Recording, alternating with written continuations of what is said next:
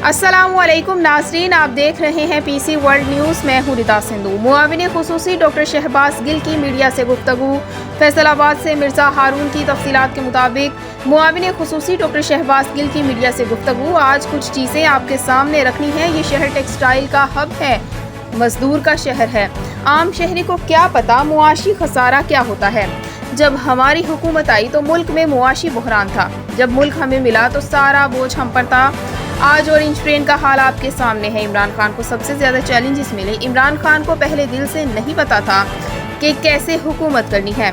नवाज शरीफ को वापस लाने के लिए इंटरपोल के जरिए वापस लाएंगे। अब पाकिस्तान खुशहाली की तरफ गामजन है।